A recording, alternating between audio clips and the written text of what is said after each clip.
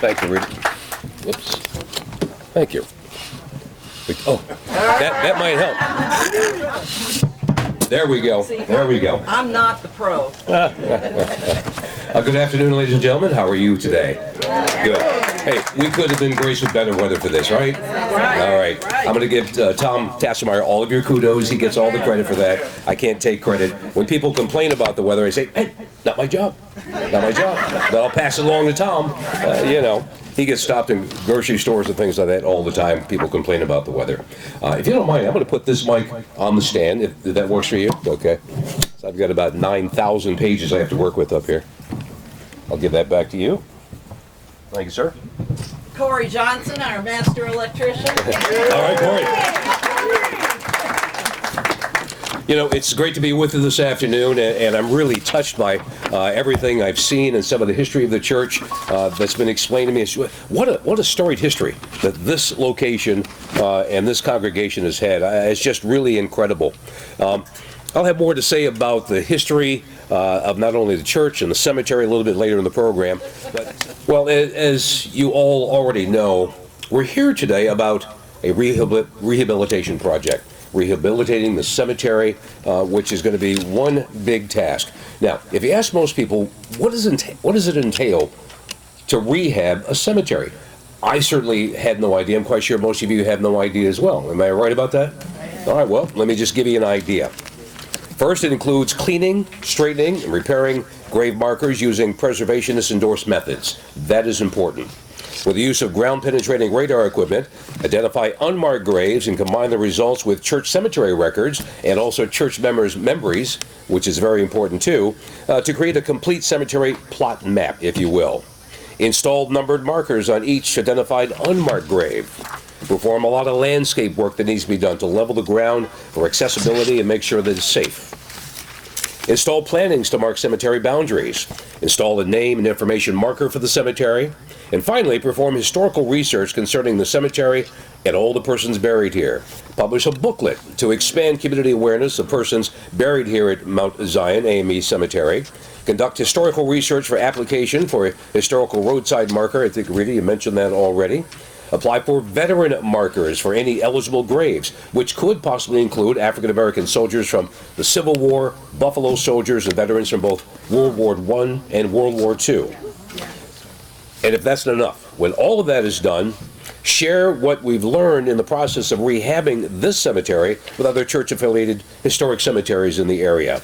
We're looking at basically a 3-year project at an estimated cost of $200,000. And that's why it's so important to not only have your financial support, but I would imagine you're going to need some manpower support as well to get some of this done. And that's where church membership comes in and all of their friends and relatives. And, it's almost like a barn raising, if you will. So it can be something that people really can get involved in physically, get their hands dirty, and say, you know what, I had a big part in that. Do we have Councilman Koch? Is he here? No, not here. All right, we'll move on. U.S. Representative Kwesi Mfume regrets that he couldn't be with you this afternoon, but he has sent a letter that I want to read to you right now. And we have the official letter up here, but it reads as follows. Dear Mount Zion AME Episcopal Church congregation, I'm pleased to learn that you're embarking on an important project that will impact Mount Zion AME Church and the community. The rehabilitation of the historic cemetery of the Mount Zion African American Episcopal Church in Glen Arm, Maryland. The Mount Zion AME Episcopal Church will chronicle a missing part of our history, the entombment of African Americans who helped to build the economy and edifices in the northern Baltimore communities. For many years, these individuals and families went unrecognized. I salute the efforts of the Planning Committee to bring to light information regarding the people and times in which those buried here lived and contributed to this region of our state. The Cemetery Rehabilitation Project's official introduction has much to offer those in attendance today. I hope that Mount Zion AME Episcopal Church and the northern Baltimore County communities would join forces to enable the rebuilding of this historic cemetery. May God bless all of you as you seek to honor those who've gone before us. Sincerely, Congressman Kwesi Mfume. At this time, we want to bring up our archaeologist and our historian. Sorry, I got ahead of myself a little earlier. Oh my, I haven't seen so many people out here. My goodness. Thank you for coming. Thank you for inviting me. This has been a pleasure. I'm so happy to be here.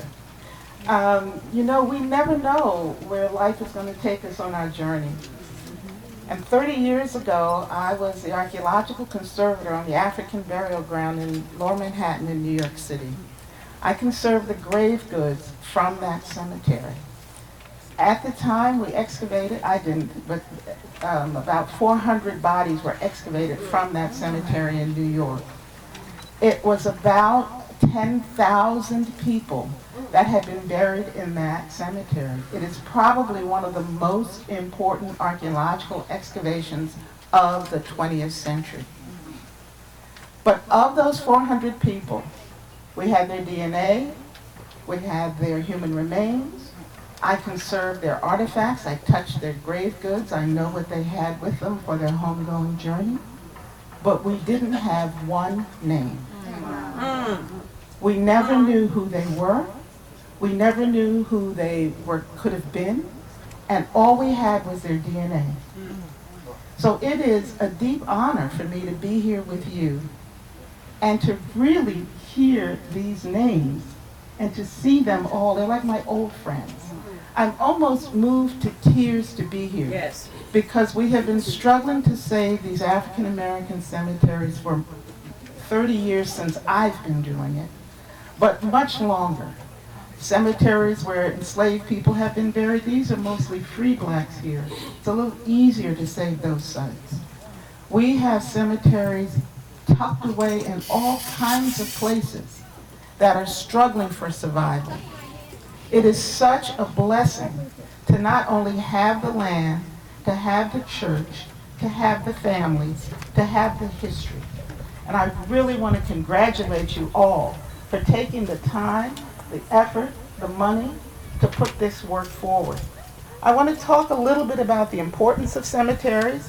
I want to talk about what it means to look at these things and how to think about them. I have been looking and studying the AME Church for at least 20 years. And as you know, the Free African Society is a precursor to the AME Church. It's the quickening of our collective community action.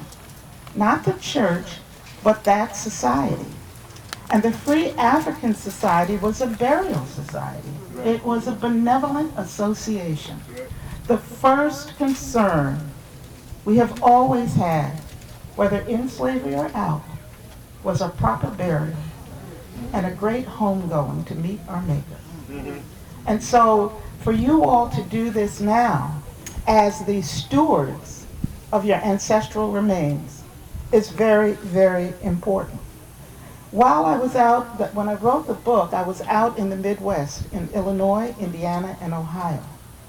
And honestly, if I closed my eyes, I would have thought I was in Ohio. The land is a little flatter out there, but this is the black experience. These small churches, these cemeteries that go along with them, this is the experience here in Maryland, it's the experience in Virginia, it's the experience in Ohio, it's the experience in Indiana, partly because of the way the AME Church is organized. Right. So those circuits, when you're going out and you're looking at these rural churches, they always own the land, because Richard Allen learned early that if you don't own the land, you're at somebody else's mercy. Come on now. And so you know that these are the things that we have taken from what we understand and what we know. I have looked at these Underground Railroad sites. I've looked at these cemeteries that are associated with these churches, and there's always U.S. colored troops. Because the fight for freedom was just, that was another form of the fight for freedom. Every cemetery I walk, and Lord knows I never thought I would be walking cemeteries my whole life. You know, when you talked about being afraid of cemeteries, this was not my thing, let me tell you. You understand, right? I have walked more cemeteries. I can come out here, I can see where your unmarked graves are. I can see where your buried stones are. I can see, you know, you're going to have an older section of the cemetery. You're going to have a newer part of the cemetery. I don't know where that is because I haven't really delved into it. I controlled myself. But when you are out there looking at these cemeteries, it's really important to understand that these headstones are our monuments. Come on now. These Come on now. headstones are our personal monuments. Yes. They're our family monuments. Yes. But they're also our county, our state, and our national monuments. Come on now. If you destroy, remove, because these cemeteries have now been at the mercy of developers, as many of Yes, you know. indeed. Yes, You know, what was once undesirable land, now everybody wants it. Yep. Yes. Yep. And they have to stand up against weather. They have to stand up against time. These monuments, when you destroy this history, when you take it away, it's forgotten. You know, have you ever been someplace where they are developing something and you can't even remember what was there? You've been driving by it every day. Yeah. You've been looking at it for half your life. Right. They destroy it. Excuse me. You look out, you can't remember. That's what happens. We take it out of our vision. We take it out of our memory. For you to spend the time and money to preserve this holy space is much more important than you could ever possibly imagine. One of the things I like to say as an archaeologist and as a historian, we fake a lot of things, but we don't fake tombstones. So you know what? There ain't nobody going out there and engraving a tombstone with some false information on it. And so you have to understand that this is the act of the living. That when the dead cannot bury themselves. Yes. This is an act of the living. And when you look at these headstones, you know that this is a gift of the living community to their dead. And they give back to us this reminder of our history. And so as you continue to research and as you continue to plot and use your ground penetrating radar, and Bishop, I have to tell you, there's more to archaeology than just digging. So if you don't get down, don't worry, there's more you can do. There's a lot more you can do. But if you really have to take the time to understand that what you're doing here is so much greater than the cemetery itself.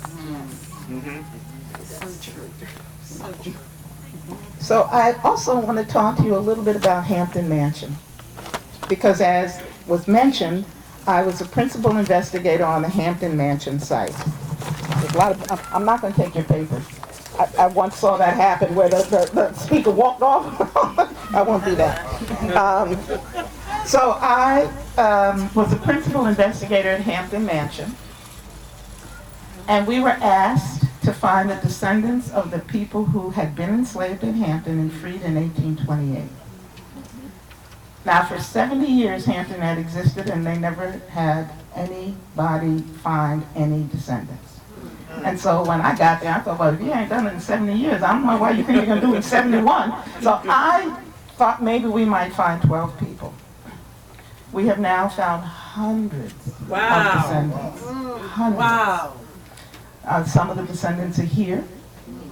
I had to knock on someone's door to say to them, we have found your enslaved ancestors at Hampton.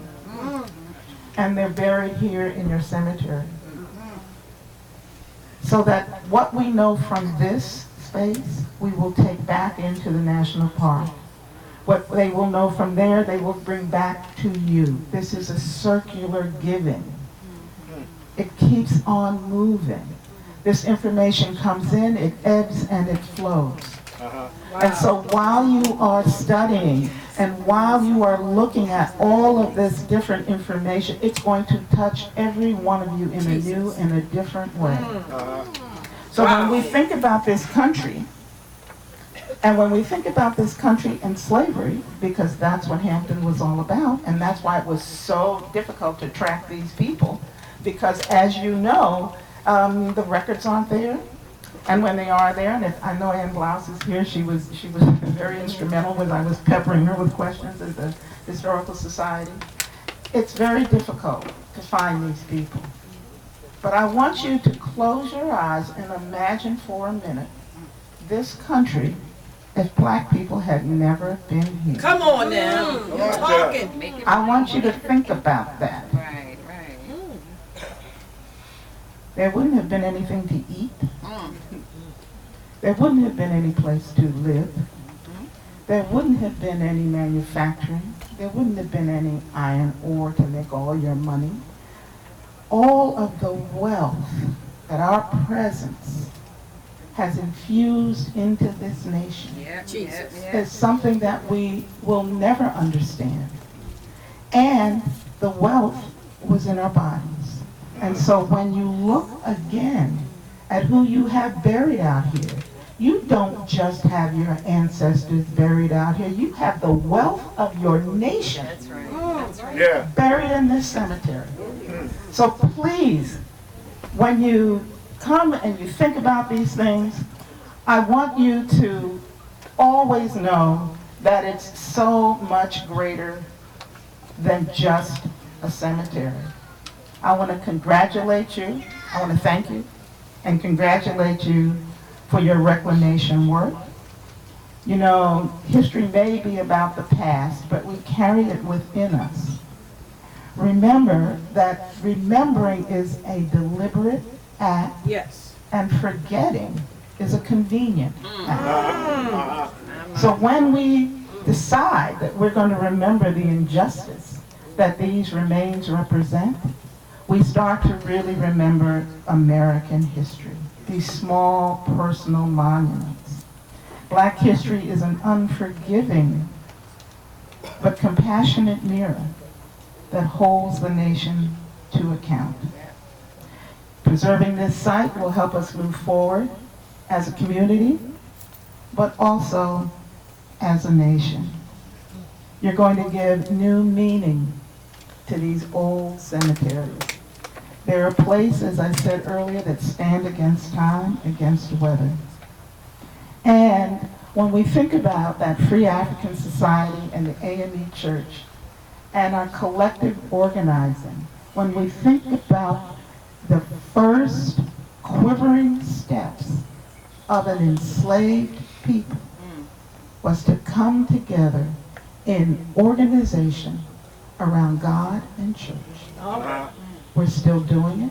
We will continue to do it. And I just cannot commend you enough for what you've done.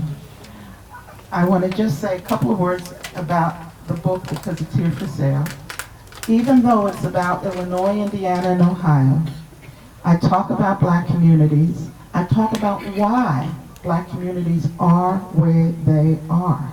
I always know when I'm coming up on a black community because it's either going to be hilly, it's going to be swampy, there's going to be something inaccessible about the land.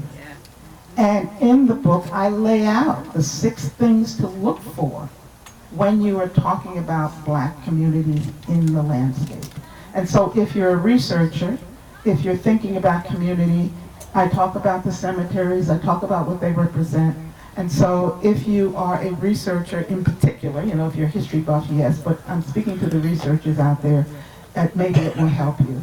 Thank you so much for your invitation. I really appreciate being invited to speak to you today.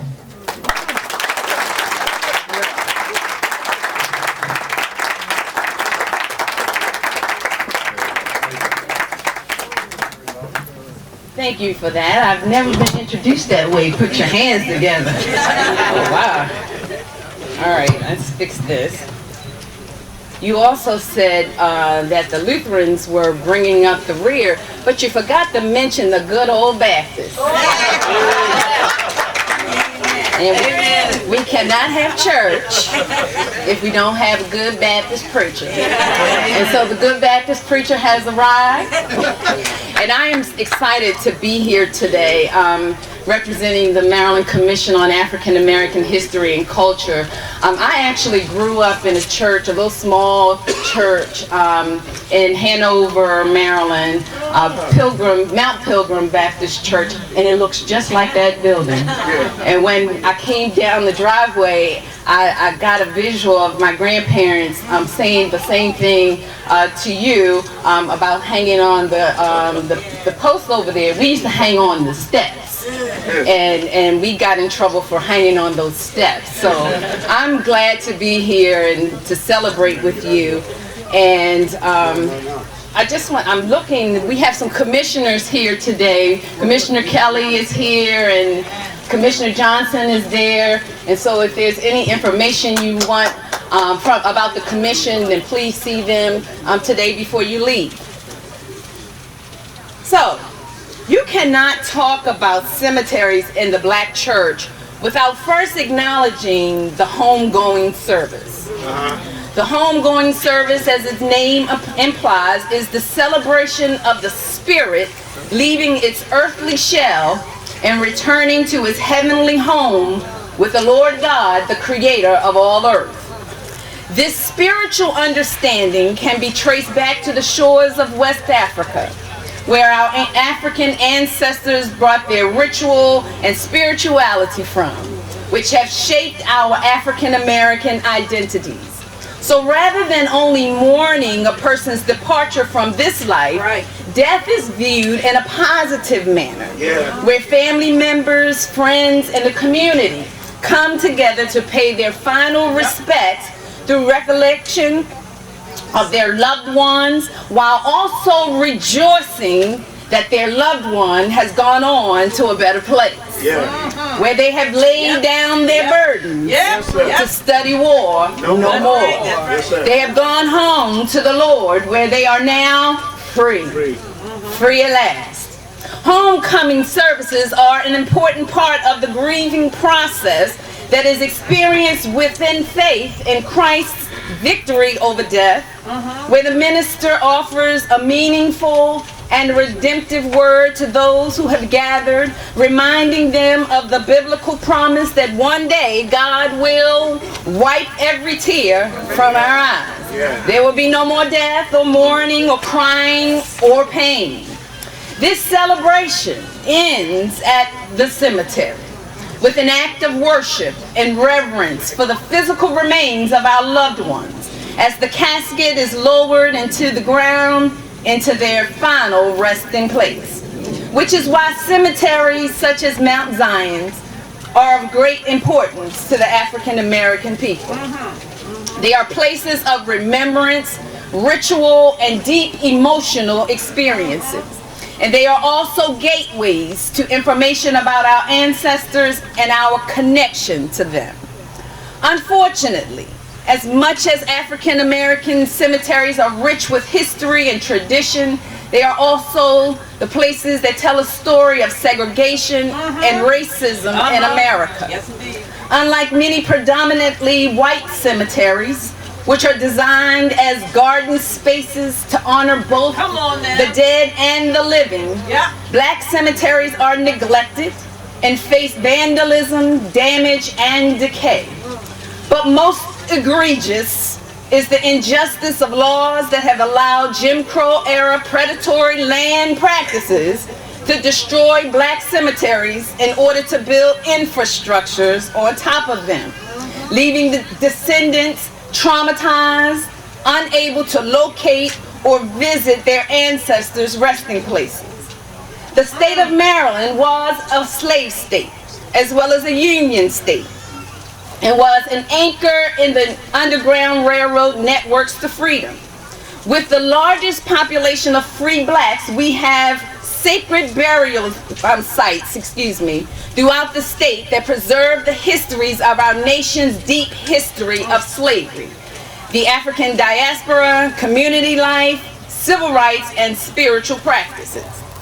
One such cemetery is the Laurel Cemetery in Baltimore. It was incorporated in 1852 as Baltimore's first non-denominational cemetery for African Americans, and was known as one of the most beautiful and prominent African American cemeteries in the city.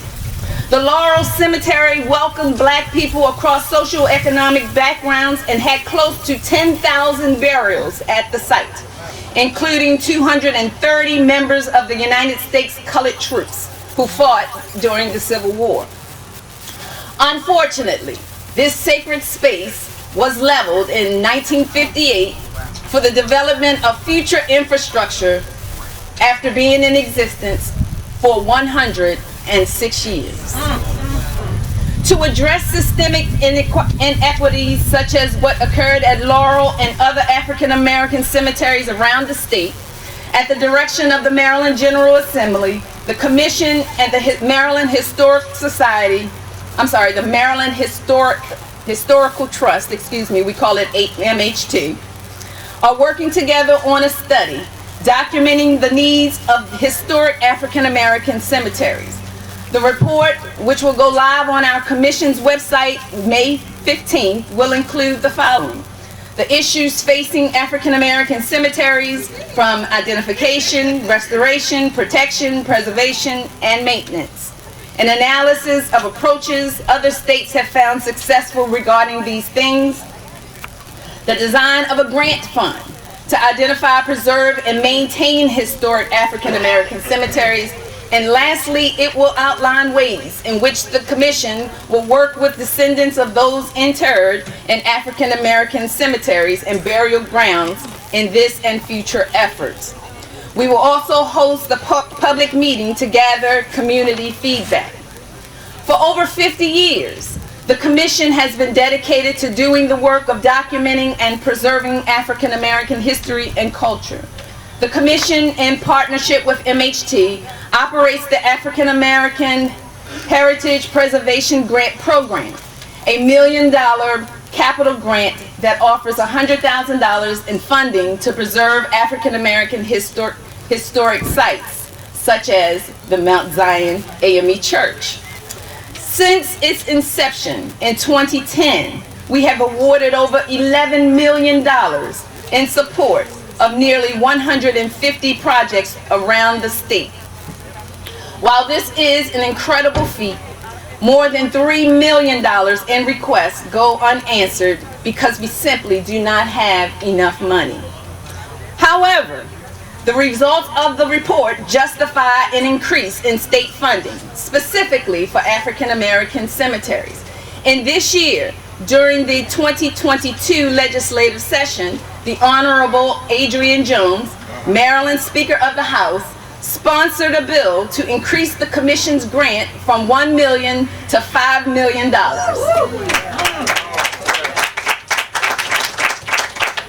House Bill 1088, put that in your mind. House Bill 1088 passed successfully through the House and the Senate, but is still awaiting the governor's signature. So I'm going to say that again. HB 1088 is sitting on the governor's desk, waiting his signature. Go ahead. You can find his number on the internet. You can find his email address on the internet. Just let him know that 1088 is sitting on his desk, waiting his signature.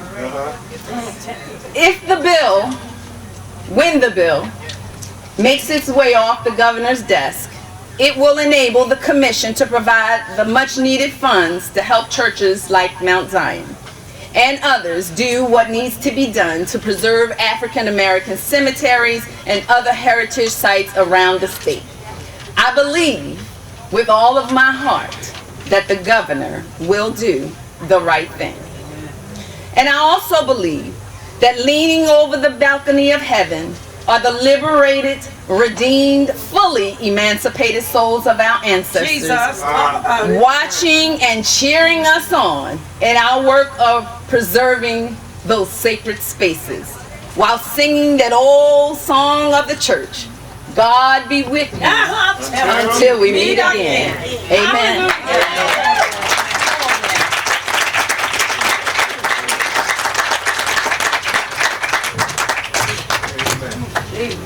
Amen. Very nice, very nice. House Bill 1088? Okay, all right. You heard it, you heard it. All right, trying to find my place here now. Didn't take it there. No, I don't think you did. I think you got to shuffle it a little bit. All right. There's an interesting relationship between faith and history that's being talked about by our historians who are present today and have spoken, illustrated today by the faith that's being expressed in starting this project, in the music we've heard this afternoon. It's all around us. All you have to do is look around. African Americans as a people have come this far in our history, in a history that's had both glorious and appalling moments, Jesus. as most histories do, by faith. Faith has gotten us there.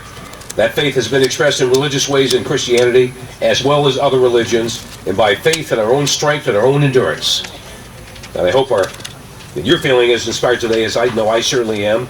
I'm going to ask another member of the Community Church Partnership Committee, Beverly Harvey, to come up and talk with us about some of the details of the cemetery project. Beverly?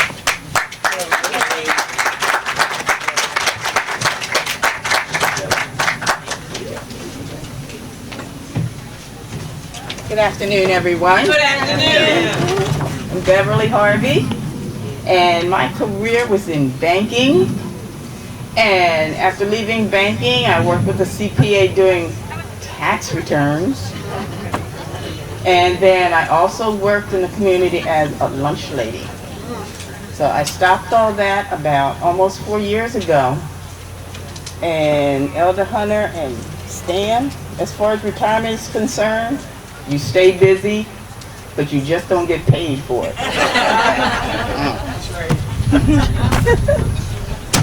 Okay. So I love to thank God for each day, and I love to thank Him for putting us in it. And I also like to tell people to love your people every day. You never know when you'll be looking at them this way. Okay, and those of us who have lost loved ones know that the love does not stop, it continues on and on. And this is what we call good ground. I walk often through the cemetery, and I call it visiting. And while I walk, I can talk to God and remember those who rest here. And I was watching a movie the other week called Open Range, and Kevin Costner's character said, a man ought to have something to show that he was here. So when we stand at the site where a loved one rests and we feel the remembered vision of their presence. So God knows who they are and He knows where they are, but we need help. So that brings me to our project. And our committee currently has 16 members, and those of us who are here, would you either stand or raise your hand so we can see who is here? There we are. And there's room for a lot more. When the committee formed, and we determined that it should be led by a Mount Zion member, and Catherine Holcomb was the logical choice because of her leadership. And one thing also, I would like to give a shout out to Sharon Miller, because it was her vision when she decided that something needs to be done. The first goal that we had was to update a study that had been performed several years ago by a cemetery professional, and it was assessing the condition of the cemetery, particularly the headstones. And many of the headstones were fracturing, disintegrating, and sinking. A lot of them were missing. And it just demonstrates the need for rehabilitation. And today we're celebrating our kickoff of our rehabilitation work. And we've been working for over a year. And we've been composing our committee. And we've added a couple more members lately. And we're learning more about researching founding sources and learning about the history of our cemetery and the linkages we have with other historical sites in Baltimore County. And one thing I like to think about when people are talking about the different churches, I don't like to separate them. I call it church family. Amen. Because we all serve God. And we are all His children. We have established 5 goals for our work.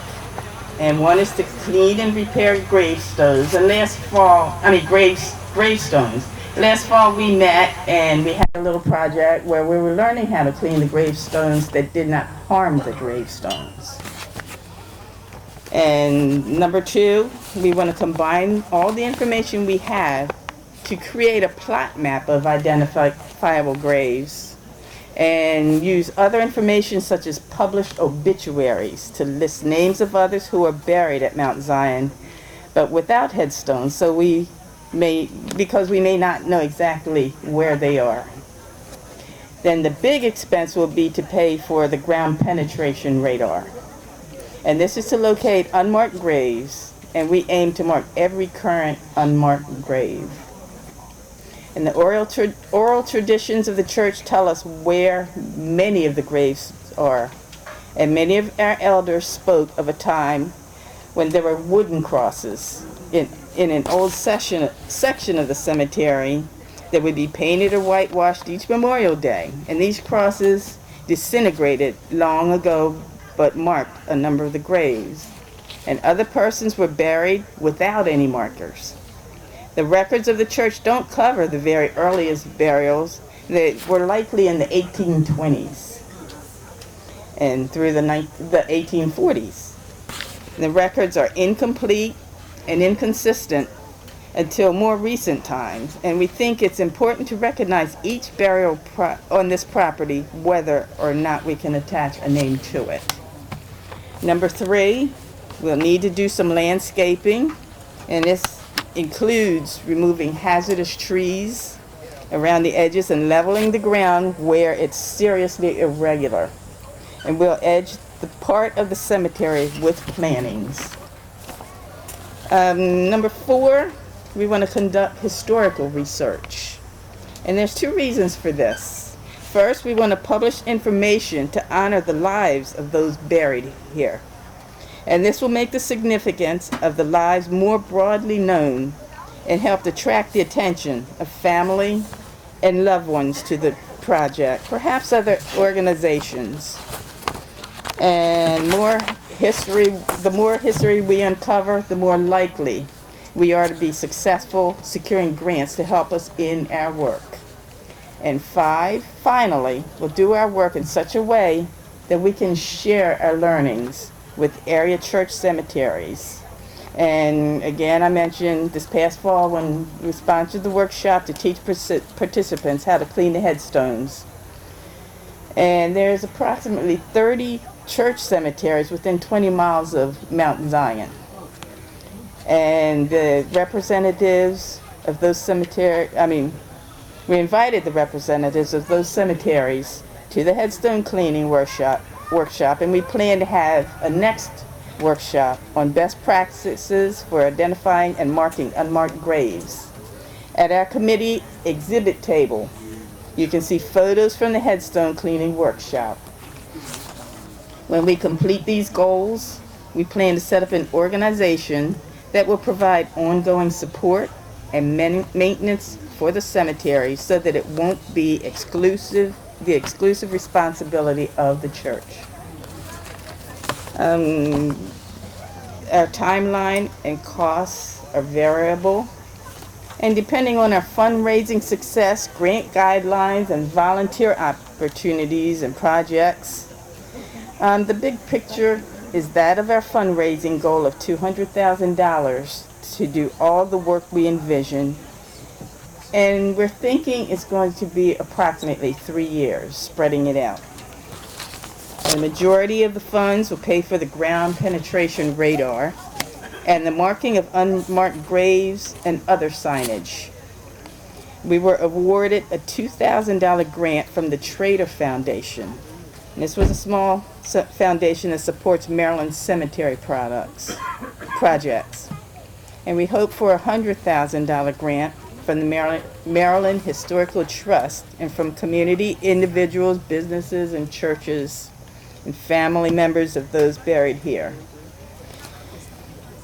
Over the course of the 3 years ahead, we plan to have several community work days where projects that don't require professionals can be done by volunteers with some guidance.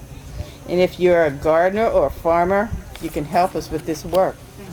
We have some projects in mind that will be ideal for scouts, Boy Scouts, Girl Scouts, and high school and college students. And if you like to dig a bit or explore in the woods, you can help with these projects. If working in the library or at your computer is more your thing, there's historical research and writing to be done. And while this project will honor those who have passed on, we also hope that it will foster friendships among the living, perhaps across lines of race, religion, and economics that have existed in the past. And I love to refer to this as community family. Okay, and we welcome your involvement and grateful for your attendance today. Thank you.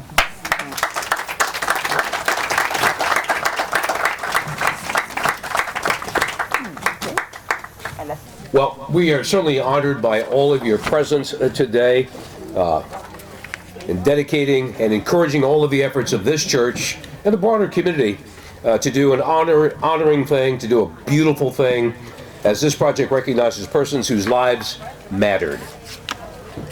Their lives mattered. Some mattered in recent years, some were the ages of our grandparents and great-grandparents and great-great-grandparents.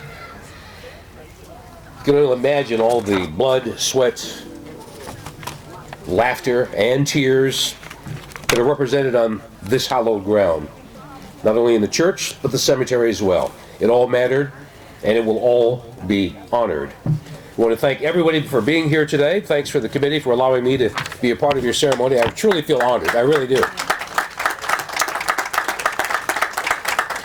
I want to thank you for the support over 40 years of broadcasting in the Baltimore area. Just 40 of the 52 years I've been doing this. But without your support, I wouldn't have had the successful career that I've had in the Baltimore area. So thank you very much for that.